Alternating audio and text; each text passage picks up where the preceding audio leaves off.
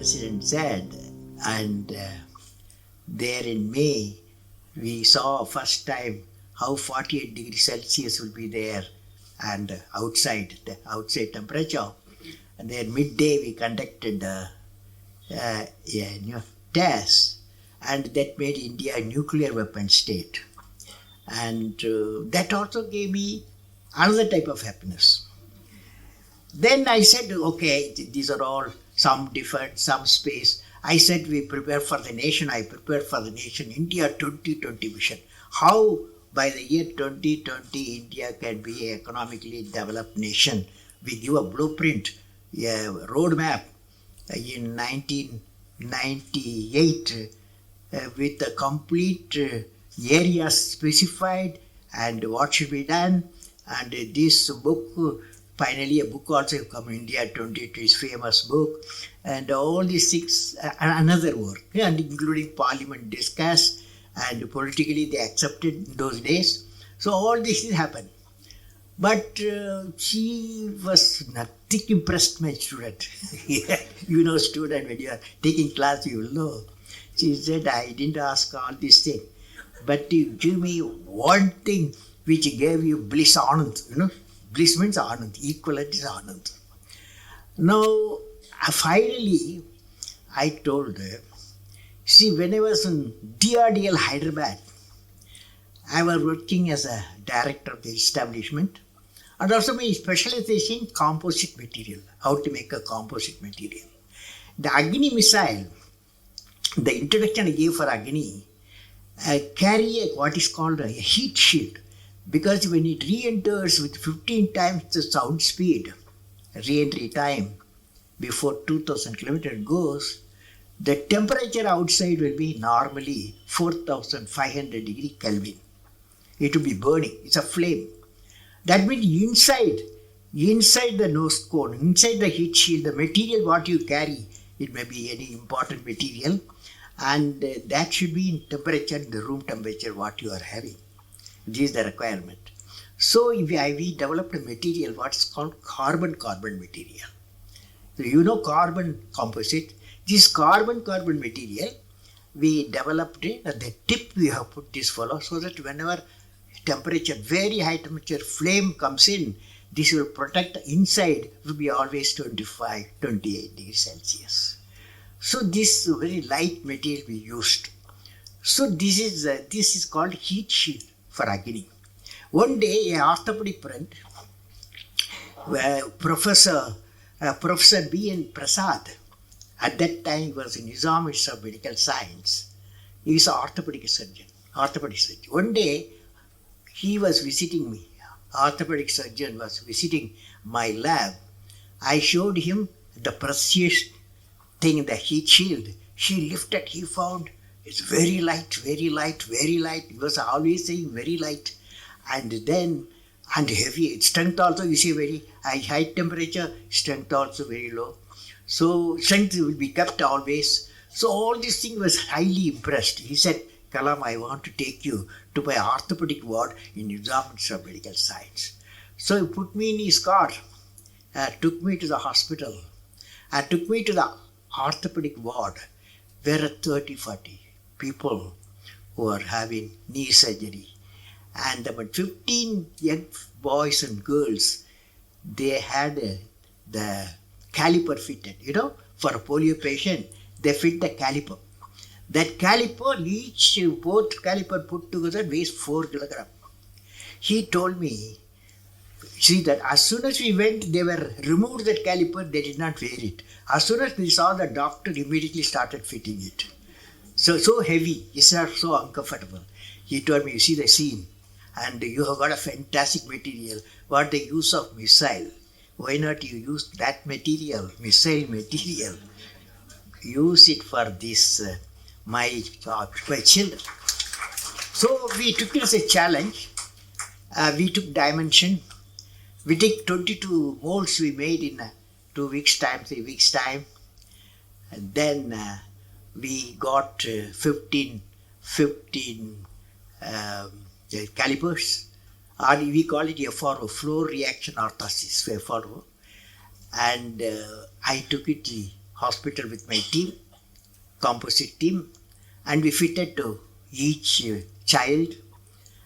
And child, when the was so light, they started running. Because that 4 kilogram becomes 400 gram. 4 kilogram, 400 gram. The children were so happy, and they started running. When the mother saw this one, they thought, I saw the tears. I said, that was the bliss I got, I told. So all of you, my feeling is that answers as my student. All of you are fortunate to be in a noble profession to remove the pain with compassion and experience. Very important. See, one is treatment, another is compassion. Both today I was in Trivallur at a school. One girl asked me now question, but 12 questions were there. One question she asked. Before her question I answered, I asked, what class you are studying? The girl said, I am 10 plus 1. What subject you have taken? She said, medical subject she has taken. That's biology, medical science, and physics, bioscience. All these things she has taken. And I hope you are becoming a doctor. I said, yes, my dream is to become a doctor so that I can remove the pain, she said. Fantastic statement the girl made. I want to remove the pain. But I said, my answer was, normally we all of us, human beings, we have one biological heart, isn't it? Always you and me, all of us got one biological heart. But doctors should have 2 hearts, I said. Apart from biological heart, they must have one more heart. So the question I asked, what is the second heart? Nobody can. Finally I said, it's a kind heart. Because doctor service, medical service needs compassion to the patient. Because you find not one patient. You have to treat hundreds of patients with pain. In that environment, you have need kindness and compassion. So I visualize all the doctors. They've got 2 hearts. Good doctors. Now, medical profession, one of the important things, friends, when I see Dr. Sanjeevi's life, Dr. Ramurthy's life, and all your life, I see one great quality we need, what is called culture of excellence. Culture of excellence. All of you can hear me? Yes. Last row? Yes. Now, friends, you will belong to the medical community of multiple fields. You should stand for a culture of excellence. The excellence not by accident. It is a process where an individual continuously strives to better oneself. The performance standards are set by themselves. They work on their dreams with focus and are prepared to take calculated risk and do not get deterred by failures as they move towards their dreams.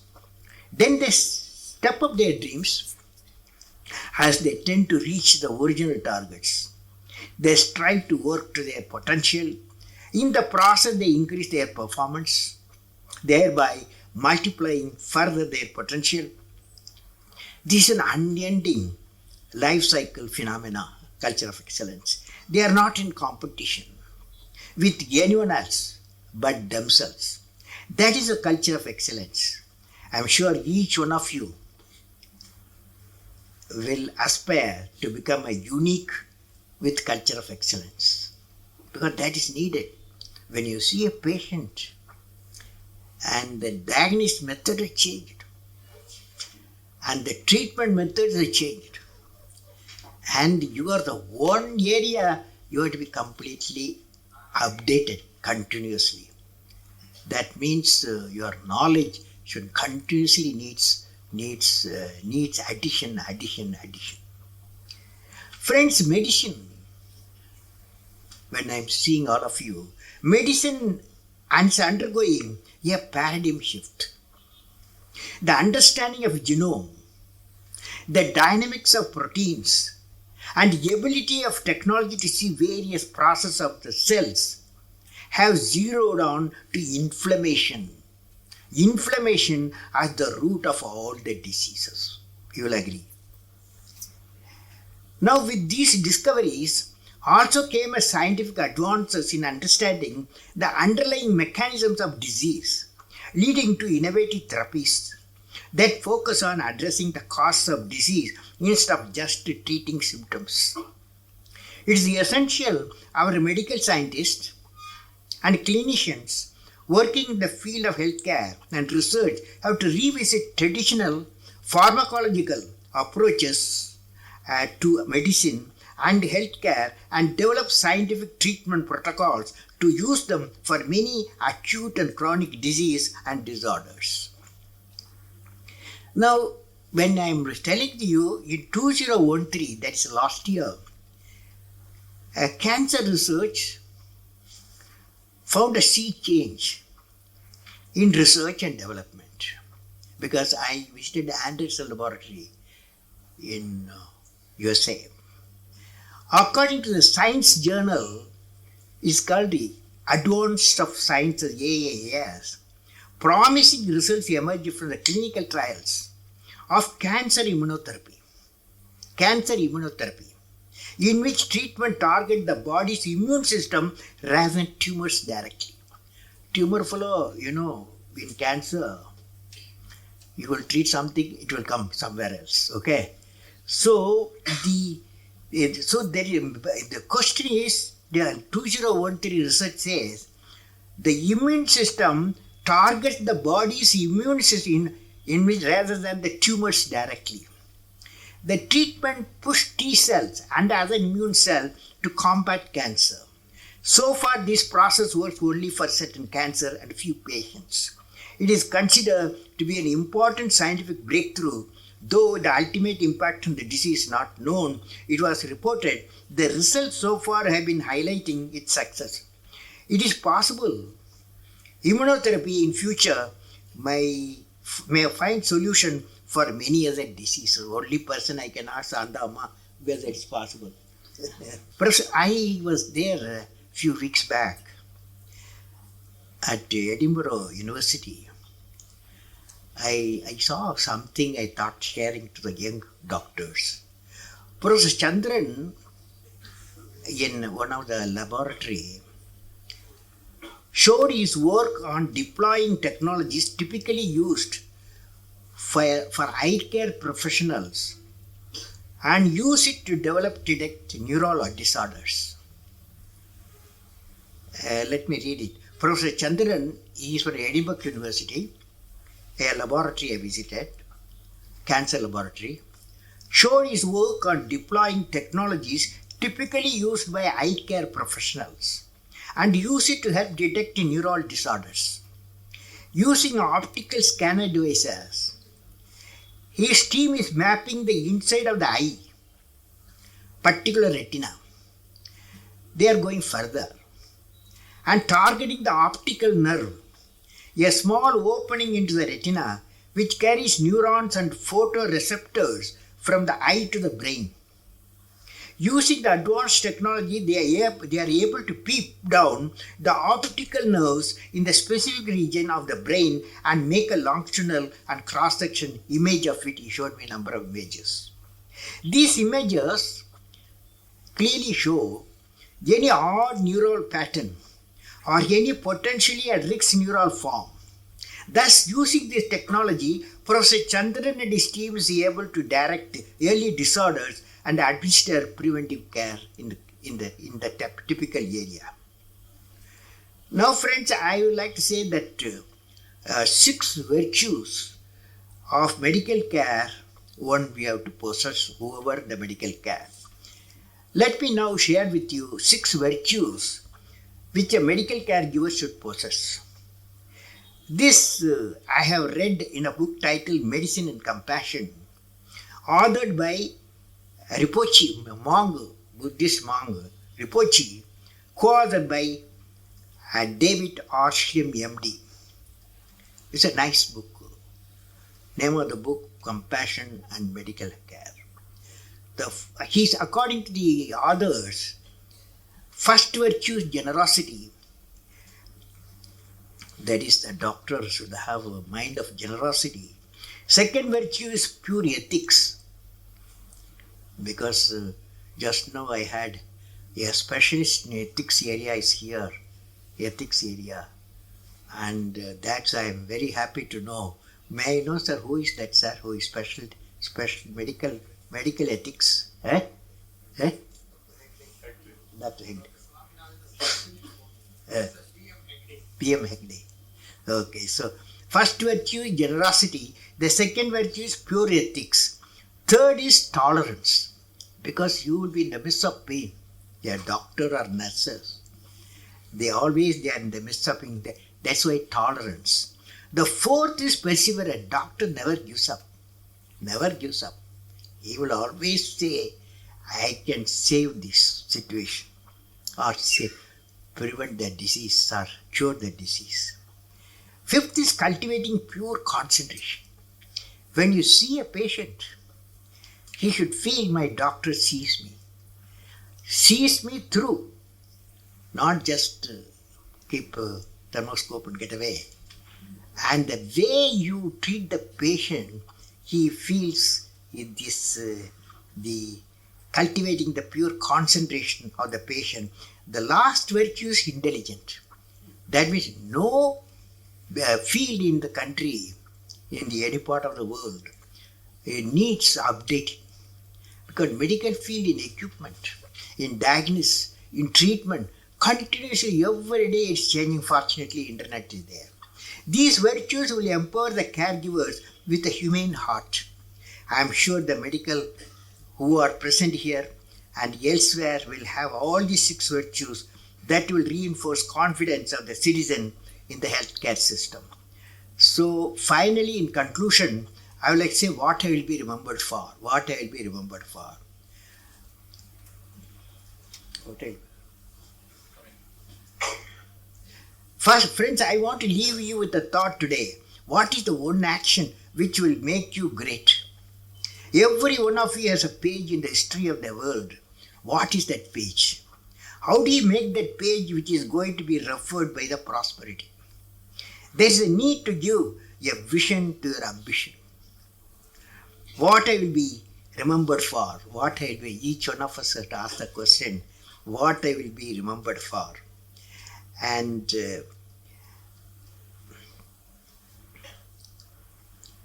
if you find an answer for this question in a few lines, that of out-of-box idea will drive you for the rest of your life. You will definitely thinking something different on our out-of-box mission. What are they? Can I visualize along with you? I am not a doctor, but I want to visualize along with you. Each one of you will derive your own vision to remember. For example, you see this light. When you see this light, immediately we remember a personality. Even though electricity was discovered, Faraday, long ago, but application was given a person, Thomas Alva Edison. When the light you see Thomas Alva Edison. When the telephone bell rings, you remember Alexander Graham Bell. So, what a lady who got 2 Nobel Prizes, you will remember it's Madame Curie, because one for discovery of radium, another she treated cancer patient using the radium. For both she got 2 Nobel Prizes. So they are all unique people. So what I will be remembered for, you will be definitely thinking something different. And out-of-box mission today, what are they? You are going to say today what I will be remembered for. Can I visualize along with each one of you will derive your own vision? I am not putting boundary condition. Will you be remembered for bringing smiles of health and joy to all the patients? When the patient reaches you, you will be having haunted by patients. but smile, can you wear the smiles? Will you be remembered for helping creating a unique cost-effective vaccine against malaria? Malaria is not going out of our country. And thereby saving more than 1 million people, mostly children, and who are in trouble. Will you be remembered for creating a roadmap for reviving the 23,000 primary healthcare centers across the nation, which would enable them to deliver the much needed primary health facilities to a remote region? Madras doctors want to be in Madras. Nobody want to go to the primary health centers. Will you be remembered as a champion of preventive? This is very important, sir. Will you be remembered as a champion of a preventive healthcare in the areas of cardiology, diabetic, and infectious diseases? Because you would be the great teacher. You are treating a patient. Patient doesn't come alone. He comes with his family. And when the patient gets cured, you become a teacher. When you teach, when you tell him why he got the disease, how it can be prevented, he will give you attention to you. He will care for you. Will you be remembered as a great teacher in preventive care for diseased families of patients? Will you be remembered for contributing in a unique way in finding a cure for diseases such as cancer and HIV? Now friends, my best wishes to all of you for success in your mission of removing the pain of the needy patient. May God bless you all.